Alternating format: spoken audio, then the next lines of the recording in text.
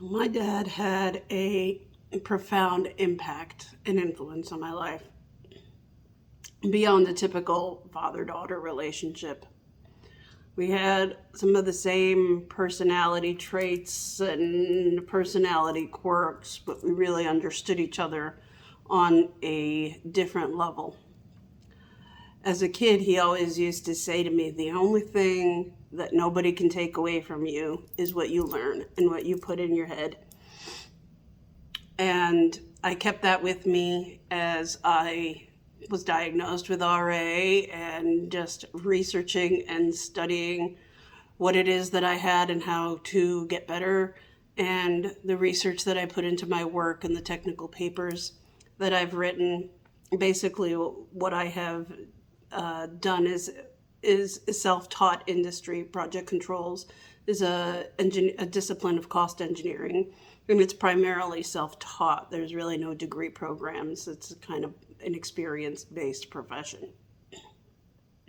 So I kind of kept learning and had that. He put that love of learning in me, regardless of grades.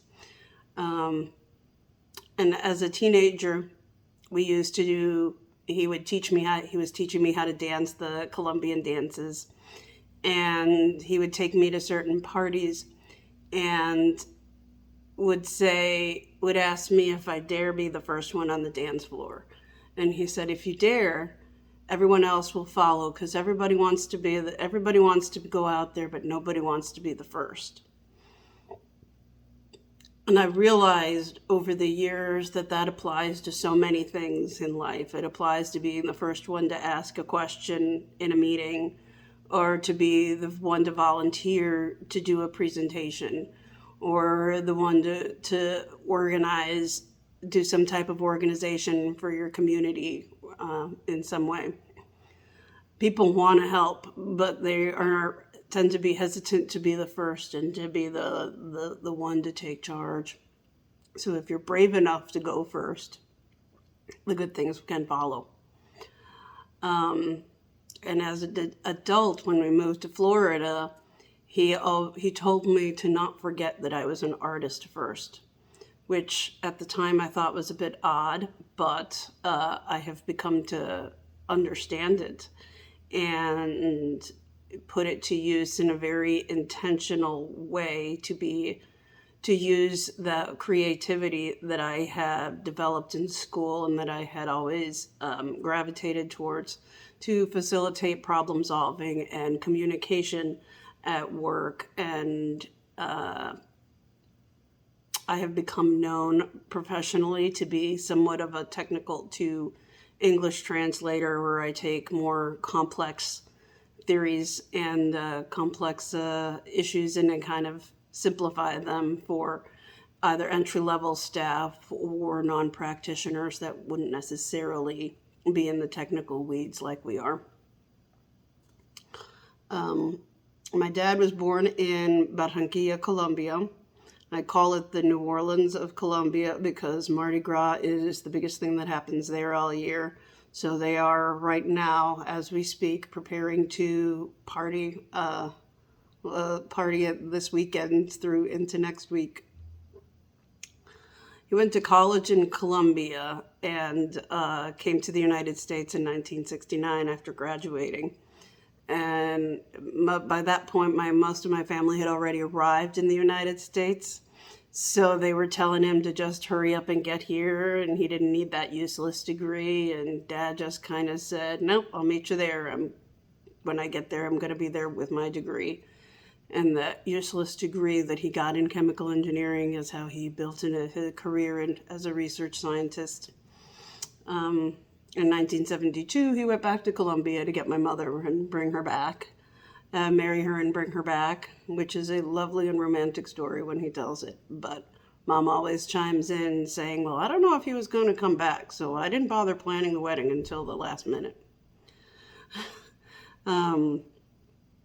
Dad was a bit of a weird engineer, as you could see, as it goes. He was very social, very communicative, the life of the party. He loved music and dancing, and he wrote poetry. And he really hung on to the art and the culture that is Colombia. My childhood was what I kind of describe as a Leave It to Beaver childhood, with filled with laughter and family vacations, and we went to private school and had ballet and soccer and karate in your average childhood. And then I graduated from Columbia College in 2003 with a degree in interior design. But that natural little curiosity that had been planted in my brain, I wanted to know not only how to design things, but how to build things. So when I was in school, I continued to work for contractors. And when the time came, in 2004, I moved to Florida with my parents because I had lost my job about 6 months before. And so I had no job. I had a degree, but I had no job. I had no prospects, and an accident with some pipes bursting in an apartment above me left me homeless.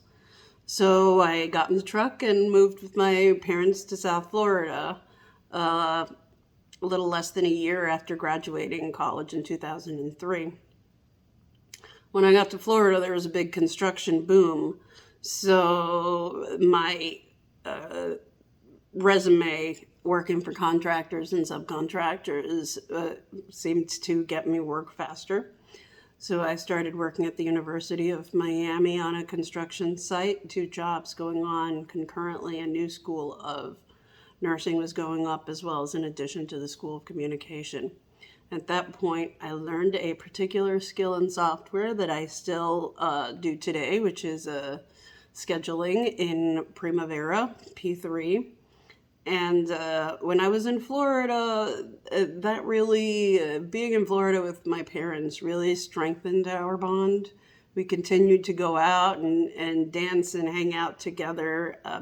Fridays, I would come home and we'd have what Dad called Viernes Social, Social Fridays, where by the time I'd get home with a pizza and my drinks, he would have the music going and the drinks flowing.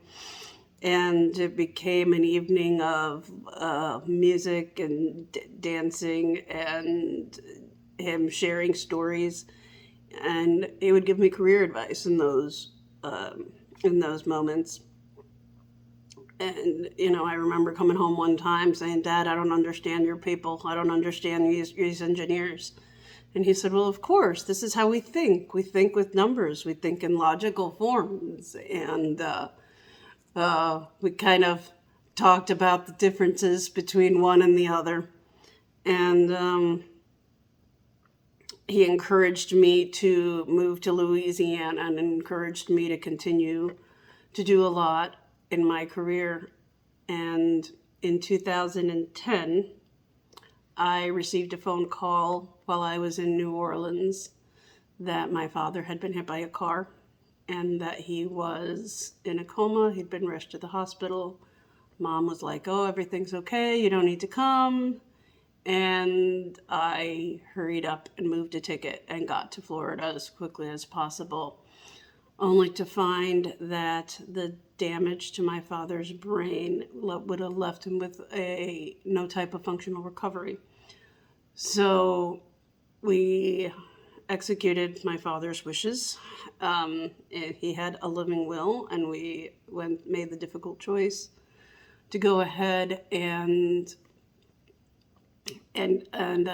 execute what he wanted, and we terminated all care. And in December 30th of 2010, he passed away. And after that, I didn't know how I could continue in this career without him, because the only reason that I felt like I was hanging on and had a direction was because of his guidance.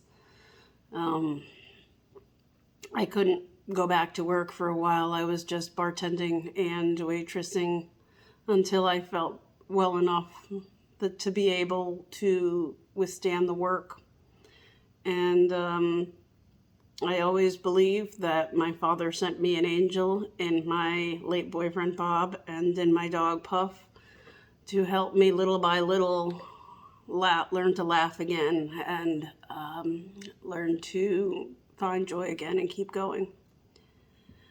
I once called Dad the Da Vinci of his time because he was so social and he was so into music and dancing and poetry.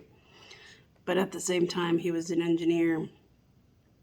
So that came full circle in 2021 when I published my second paper called The Art of Scheduling.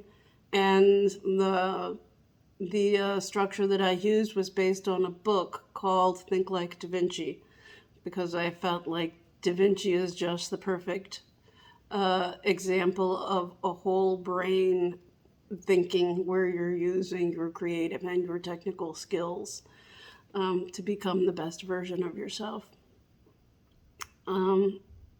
So I continue to find ways to bring my creativity and right brain thinking into my technical world to help them speak at a simplified, more higher executive level. Requires a different type of mindset to understand how to communicate. And I don't have my dad to sit in front of me to give me guidance, but I still talk to him today. I have his picture with candles in front and an altar that started as just his picture and now has turned into my entire family. And Bob, as well as my dogs, where they all continue to guide me, and I continue to heed their advice, even 14 years after his death. So, thank you, Dad. I love you.